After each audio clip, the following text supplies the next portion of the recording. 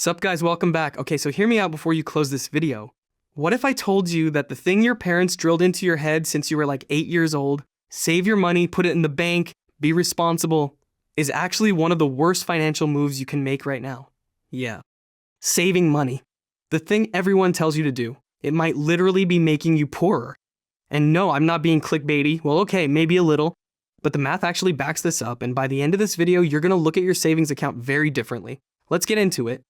So let's start with the basics. You have a savings account. Maybe you've got like a few thousand in there, maybe more, and every time you check it, you feel good because the number is just sitting there. Safe, stable, yours. Here's the thing though, that number might be going up by like $50 a year in interest. But here's what nobody tells you. The price of literally everything around you is going up way faster than that. That's called inflation.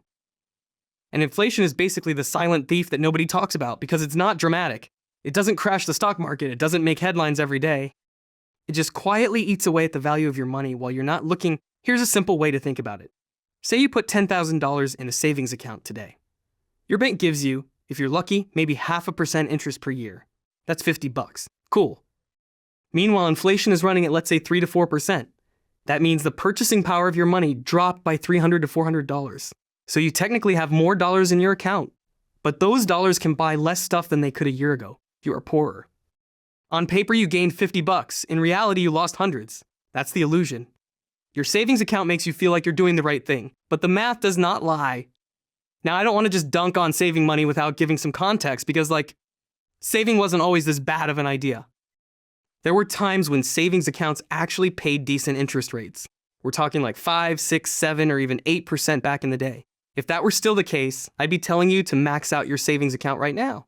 But that's not the world we live in anymore. Interest rates have been historically low for a long time now.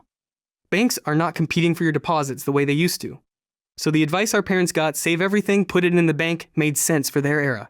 It just hasn't been updated for ours. And here's the other thing. The financial system is not exactly incentivized to tell you this. Banks make money by lending out your deposits at much higher rates than they pay you. Your money's sitting in a savings account, earning 0.5%, while they lend it out at 6, 8, 15% on credit cards? That's a pretty sweet deal for them. Not so much for you. So we got handed this advice, we never questioned it. And now a whole generation of people are sitting on cash that's slowly losing value and calling themselves financially responsible. There's also this psychological thing happening that I think is really underrated. When people have a big savings account, they feel secure. And that feeling of security actually stops them from taking any action at all. Like you see your $50,000 in savings, and you're like, okay, I'm good. I don't need to learn about investing. I don't need to think about this. The number is big and I feel fine. But that's false security, because that $50,000 in today's dollars is going to feel more like $35,000 or $40,000 in 10 years. The number stayed the same, but the world got more expensive around it. It's like being on a treadmill that's slowly speeding up. You think you're standing still, but you're actually falling behind. And the worst part is you won't really feel it until suddenly things are way more expensive than you expected, and your savings don't stretch as far as you thought they would. Retirement is a big one for this. A lot of people think, oh, I've got $200,000 saved up, I'll be fine. But depending on when you retire and how long you live, $200,000 might not even cover 5 years of expenses at the rate inflation is moving. That's a terrifying thought. And it's why just saving is not a retirement plan.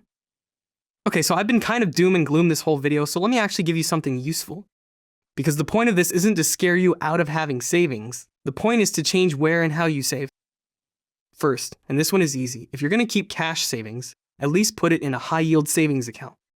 These are offered by a bunch of online banks now, and instead of the 0.4 or 0.5% most traditional banks offer, you can get closer to 4 or 5%. Still not beating inflation perfectly, but it's a lot better than just letting your money rot in a checking account. Second, start investing.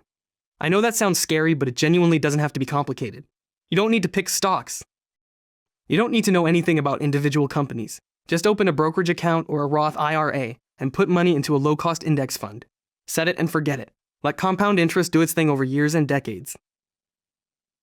Third, keep a real emergency fund, but don't go overboard. Most financial advisors say 3 to 6 months of expenses in liquid savings. That part makes sense. You want that safety net. But anything beyond that emergency fund, it should be working for you, not sitting in a low-interest account. And fourth, just get educated on this stuff. Like, even just knowing that inflation exists and affects your savings changes how you think about money. Most of us were never taught this. School didn't cover it, your parents probably weren't thinking about it. But now you know. And knowing is literally half the battle. So to bring it all home, saving money isn't bad. The habit of saving is genuinely good. But where you put that money and what you do with it after you save it, that matters more than most people realize. Leaving everything in a low-interest savings account isn't being safe. It's just losing money slowly instead of all at once. The system we grew up in taught us that saving equals smart, and that's true, but it's only half the lesson. The other half is making your money actually work for you. Because if your money isn't growing at least as fast as inflation, you are getting poorer, full stop. Anyway, if this video got you thinking, drop a comment, let me know what you thought. And if you want me to break down exactly how to start investing with basically zero experience, that video is coming next. Until then, I'll catch you in a bit.